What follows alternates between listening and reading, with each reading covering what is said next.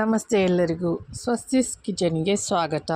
ನಾನಿವತ್ತು ಸಜ್ಜಿಗೆ ರೊಟ್ಟಿ ಹೇಗೆ ಮಾಡೋದು ಅಂತ ಹೇಳಿ ತೋರಿಸ್ತಾ ಇದ್ದೀನಿ. ಒಂದು ಬೌಲಷ್ಟು ಚಿರೋಟಿ ರವೆ ಹಾಕೋತಾ ಇದ್ದೀನಿ. ಅರ್ಧ ಬೌಲಷ್ಟು ಸಣ್ಣಕ್ಕೆ ಹೆಚ್ಚಿಟ್ಟಿರೋ ಈರುಳ್ಳಿ ಹಾಕ್ಕೊಂಡಿದ್ದೀನಿ. ಒಂದು ಕ್ಯಾರೆಟು ತುರಿದು ಹಾಕ್ಕೊಂಡಿದ್ದೀನಿ. ಹಾಗೆ ಒಂದು ಸ್ವಲ್ಪ ಹಸಿಮೆಣಸಿನ್ಕಾಯಿ, ಒಂದು ಸ್ವಲ್ಪ ಕೊತ್ತಂಬರಿ ಸೊಪ್ಪು, ಒಂದು ಸ್ವಲ್ಪ ಹಸಿ ತೆಂಗಿನಕಾಯಿ ತುರಿ, ಸ್ವಲ್ಪ ಜೀರಿಗೆ, ಒಂದು 3 ಸ್ಪೂನಷ್ಟು ಶೇಂಗಾ ಹುರಿದು ಪುಡಿ ಮಾಡಿ ಇಟ್ಕೊಂಡಿರೋದು ಹಾಕ್ಕೊಂಡಿದ್ದೀನಿ. ಹಾಗೆ ಅರ್ಧ ಸ್ಪೂನಷ್ಟು ಉಪ್ಪು ಹಾಕ್ಕೊಂಡಿದ್ದೀನಿ. ಅರ್ಧ ಸ್ಪೂನಷ್ಟು ಆಮ್ಚೂರ್ ಪೌಡರ್ ಹಾಕ್ಕೊಂಡಿದ್ದೀನಿ. ಇಲ್ಲ ಅಂದರೆ ನಿಂಬೆಹಣ್ಣಾರು ಹಾಕ್ಕೋಬೋದು ನೀವು. ಎಲ್ಲ ಚೆನ್ನಾಗಿ ಕಲಿಸ್ಕೋಬೇಕು, ನೀರು ಹಾಕಬಾರ್ದು.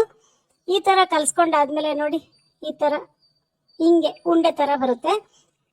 ಇದರಲ್ಲಿ ಎಷ್ಟು ಬೇಕೋ ಅಷ್ಟು ಮಾತ್ರ ನಾನು ಹೆಂಚಿನ ಮೇಲೆ ಹಾಕ್ಕೊಂಡು ಡೈರೆಕ್ಟಾಗಿ ನೀರು ಹಾಕ್ಕೊಂಡು ಕಲಿಸ್ಕೊಂಡು ತೊಟ್ಕೊತಾ ಇದ್ದೀನಿ. ಒಂದೇ ಒಂದು ರೊಟ್ಟಿಗೆ ಆಗೋಷ್ಟು ಹಾಕ್ಕೊಂಡಿದ್ದೀನಿ ನೋಡಿ. ಹೆಂಚಿನ ಮೇಲೆ ಡೈರೆಕ್ಟಾಗಿ ಈ ಥರ ತೊಟ್ಕೊಂಡ್ರೆ ತುಂಬ ಚೆನ್ನಾಗಿರುತ್ತೆ, ಲಘುವಾಗೂ ಇರುತ್ತೆ. ರವೆ ಹಾಕಿರೋದ್ರಿಂದ ಜಿಗಿ ಆಗಲ್ಲ, ಗಟ್ಟಿ ಆಗಲ್ಲ. ಇದ್ರ ಟೇಸ್ಟೇ ಡಿಫ್ರೆಂಟ್ ಆಗಿರುತ್ತೆ. ನೀವು ಒಂದ್ಸಲಿ ಮಾಡ್ಕೊಳ್ಳಿ, ಚೆನ್ನಾಗಿರುತ್ತೆ. ಮೇಲೆ ಒಂದು ಸ್ವಲ್ಪ ಎಣ್ಣೆ ಹಚ್ಕೊಂಡು ಈಗ ಎರಡೂ ಕಡೆ ಚೆನ್ನಾಗಿ ಸುಟ್ಕೊತಾ ಇದ್ದೀನಿ. ಎರಡೂ ಕಡೆನೂ ಚೆನ್ನಾಗಿ ಗರಿ ಆಗೋ ಥರ ಬೇಯಿಸ್ಕೊಳ್ಳಿ. ನೋಡಿ ಎಷ್ಟು ಚೆನ್ನಾಗಿದೆ ಅಲ್ವಾ. ಇದನ್ನ ಒಂದು ಬಾಳೆ ಎಲೆಯಲ್ಲಿ ಸರ್ವ್ ಮಾಡ್ತಾ ಇದ್ದೀನಿ. ಬಾಳೆ ಎಲೆಯಲ್ಲಿ ತಿನ್ನಕ್ಕೆ ತುಂಬಾ ಚೆನ್ನಾಗಿರುತ್ತೆ. ಕಲಸಿಟ್ಟಿರೋ ರವೆನ ಒಂದು ಏರ್ ಟೈಟ್ ಬಾಕ್ಸಿಗೆ ಹಾಕಿ ಫ್ರಿಜ್ಜಲ್ಲಿ ಇಟ್ಕೊಂಡ್ಬಿಟ್ರೆ 2 ರಿಂದ 3 ದಿನ ನೀವು ಬಳಸ್ಬೋದು. ಒನ್ ಡೇ ಟ್ರಿಪ್ಪಿಗೆಲ್ಲ ಹೋದಾಗ ಈ ತರ ತಗೊಂಡೋಗಿ ಅಲ್ಲೇ ಫ್ರೆಶ್ ಆಗಿ ಮಾಡ್ಕೊಂಡು ತಿನ್ಬೋದು. ಅದರಲ್ಲಿ ಲೈಕ್ ಮಾಡಿ, ಶೇರ್ ಮಾಡಿ, ಹಾಗೆ ಕಮೆಂಟ್ ಮಾಡಿ ತಿಳಿಸಿ.